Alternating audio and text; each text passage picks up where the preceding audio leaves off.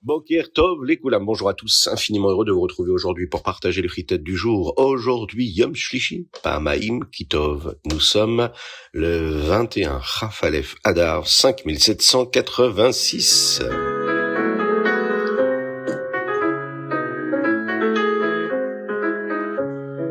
Bien que la parashat Vayekel parle du Mishkan, les premiers versets traitent du Shabbat.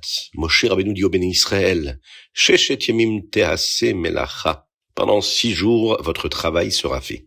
Vayom HaShvi'i Yeh Lachem Kodesh. Shabbat Shabbaton Lachem.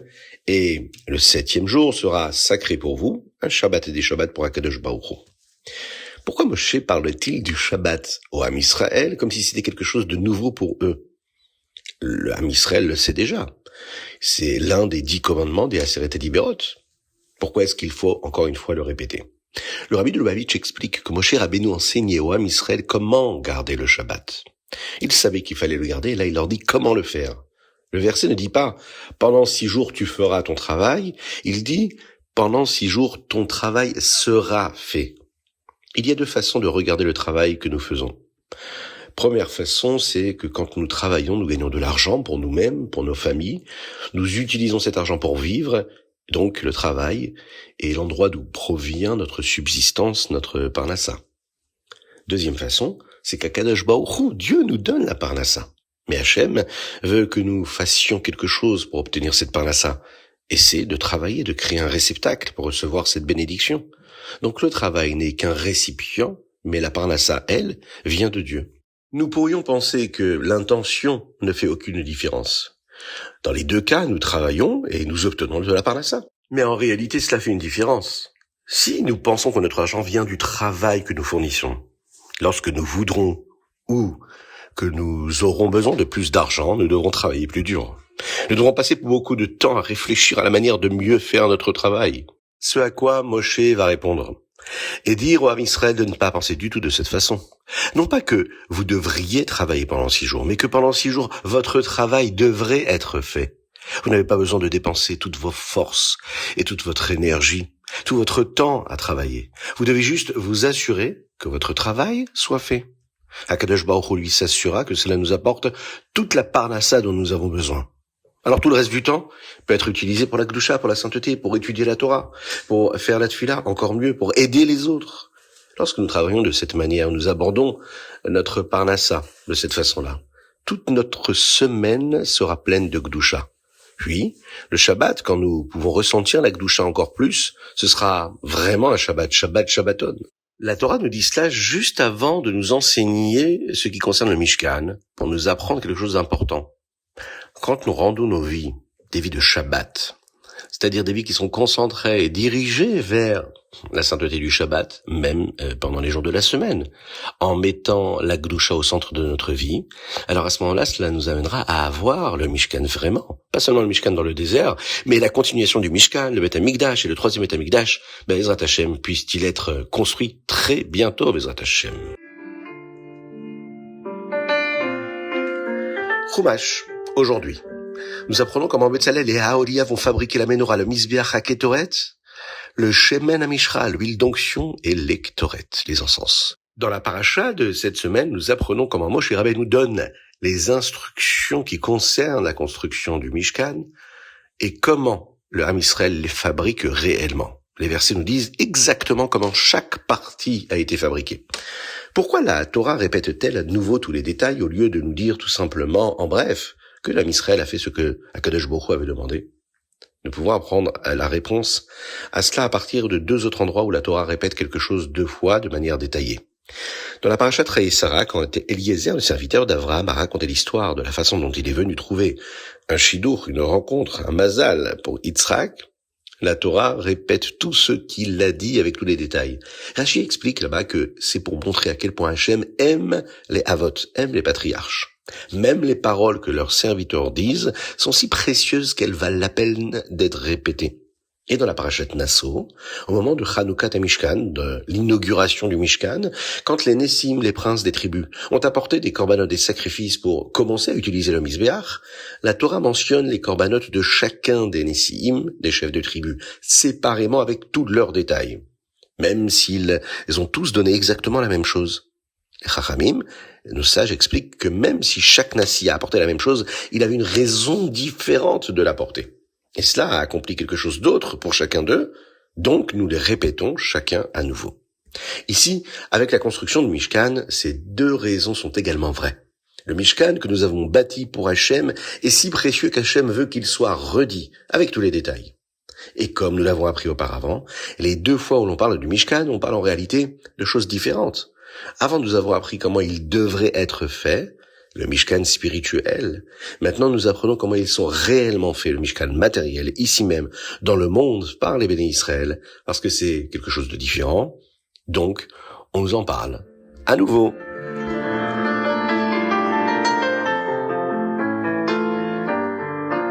Tehillim. Aujourd'hui, nous lisons les Tehillim 104 et 105, Kouf Dalet et Kouf E.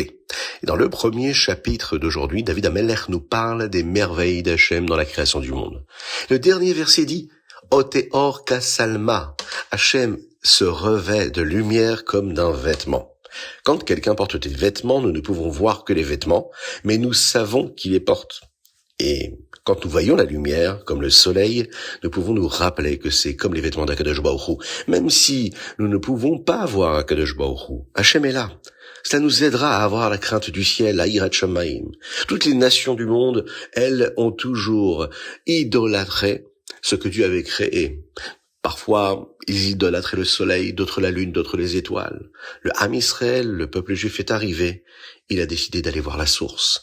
Dieu, le créateur du monde, le créateur de tout l'univers, de toutes les créatures. Oteor Kassalma, le fait de penser à cette grandeur-là, de ne pas regarder seulement le vêtement, mais regarder Akadosh Baruch Hu, lui qui est au-dessus et qui crée, qui est ce vêtement en même temps, cela nous amène cette crainte du ciel dans notre vie.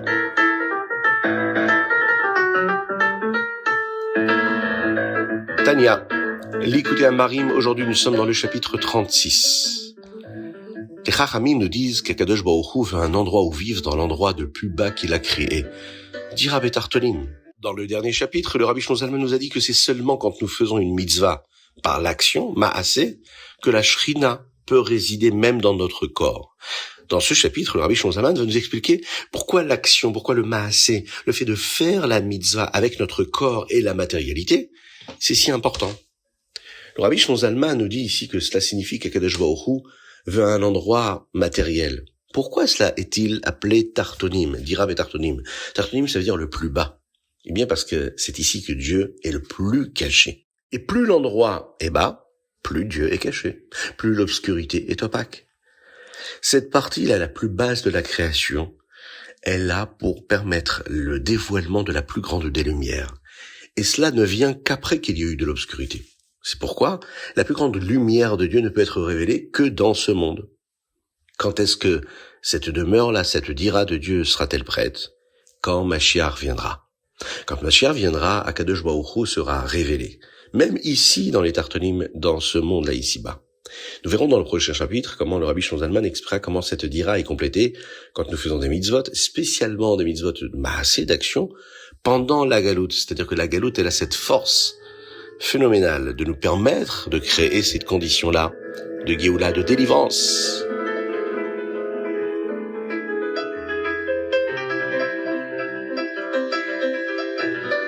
Ayom Yom Chafalef Adar 21 Adar. Dans la Mishnah et dans la Gemara, nous voyons souvent le titre chassid utilisé. Par exemple, il est utilisé à propos d'Adam Rishon, qui lui est appelé un chassid parce qu'il a reconnu ce qui s'est passé à la suite du péché de l'arbre de la connaissance, le Chet Eitz Adat.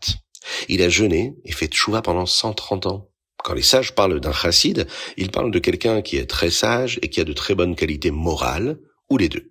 Quand nous utilisons le nom chassid dans la chassidoute, nous voulons dire autre chose. Le chassid, c'est celui qui est makir ma'uto. Dans le Tanya, nous apprenons qui nous sommes en tant qu'individus, que nous avons une bataille constante avec notre Yetzer Hara, les forces qu'Akadosh Baruch Hu nous donne pour l'emporter sur lui. Makir ma'uto, connaître son essence, savoir qui on est vraiment. Le chassid, c'est quelle partie de la Torah il connaît déjà. Le chassid, c'est comment il utilise son temps et ses forces dans l'étude de la Torah actuellement. Il sait comment il s'en sort dans le respect des mitzvot et le suivi du Shulchan Aruch. Il fait de son mieux pour réparer les choses qu'il sait lui manquer. Et là où il pourrait faire beaucoup mieux.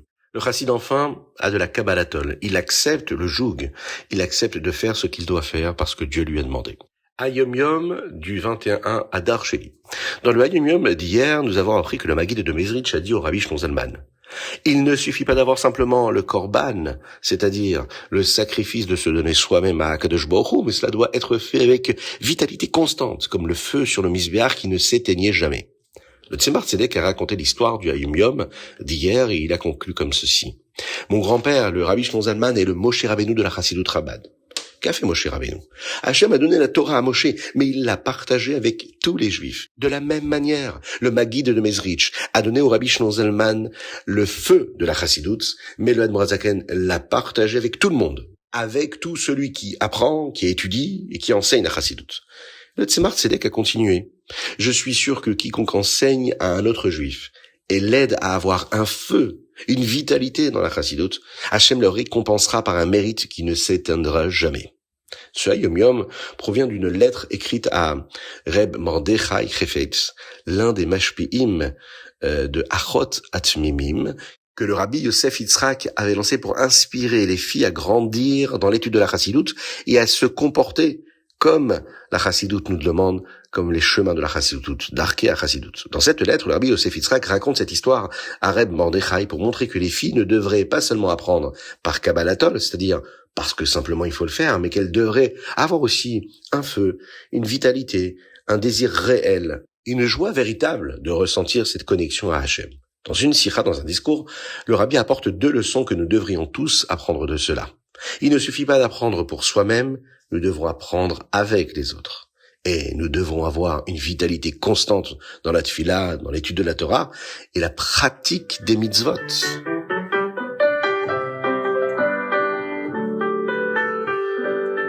Rambam, aujourd'hui, c'est assez court, mais c'est assez long. Si l'on étudie le Rambam dans le texte aujourd'hui, eh bien, nous pourrons lire le texte qui compose le Shmoneh Esrei. Nous voyons que le Shmoneh Esrei, la Hamida, telle qu'elle est dite pendant la semaine, eh bien, est différente du jour de la semaine ou des jours de fête. Et le Rambam nous donne ici le Nusach, le texte qu'il faut lire. De cette façon, nous voyons chaque type différent de Shmoneh Esrei qui puisse exister. Et si nous avons un petit peu de temps aujourd'hui, ce serait bien de le lire et de l'étudier dans le texte. Voilà pour le Rambam d'aujourd'hui.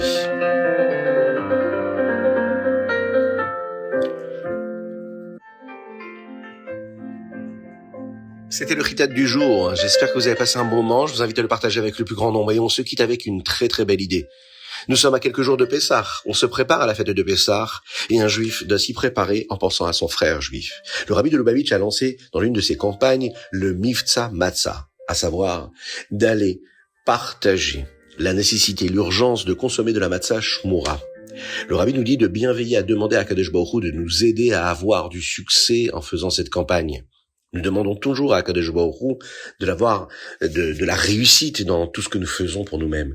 Eh bien, nous devrions demander à Kadosh Baruch Hu encore plus, puisque nous essayons d'aider d'autres personnes. Et nous avons besoin d'une grande réussite pour aller aider d'autres juifs à consommer de la matzah shmura. Dans une lettre, le Rabbi écrit que donner de la matzah shmura est comme donner de la tzedaka. Le Midrash dit à ce propos: Yoter mima shebaal habayit ose im ha'ani, ha'ani ose im baal habayit. Quand quelqu'un donne de la tzedaka, ce que le pauvre lui donne, le mérite qu'il reçoit lui, vaut encore plus que ce qu'il a donné au pauvre. C'est la même chose ici avec le don de la matzah shmura. La matzah apporte des bénédictions spéciales à un juif. Elle lui apporte de la émouna, elle lui apporte de la santé. Lorsque nous aidons d'autres juifs avec la mitzvah de la matzah, nous obtenons encore plus de ces bénédictions pour nous-mêmes. Puisque tout le monde a besoin de ces bénédictions de la matzah, nous devrions nous assurer de distribuer beaucoup de matzah shmura cette année. Et n'hésitez pas, si vous connaissez des personnes qui ont besoin de recevoir cette matzah et que vous n'en avez pas, ou si vous souhaitez vous en distribuer, envoyez-nous un petit message par WhatsApp au plus 33 6 21 37 24 52. Que Dieu vous bénisse, qu'il protège le Ham Israël. Une spéciale dédicace aujourd'hui à tous nos frères en Eretz Israël qui se battent pour le Ham Israël en Eretz Israël et dans le monde, qu'il inonde l'existence du Ham Israël dans la joie véritable, dans la protection, avec une bonne santé pour David Ben Sultana et Avraham Nissim Ben Sultana. Vous pouvez nous envoyer vos dédicaces. Vous pouvez participer, vous associer à la diffusion financière du Ritat en nous envoyant un petit message toujours au même numéro, +33 6 21 37 24 52. À très bientôt. Des bonnes nouvelles pour chacun.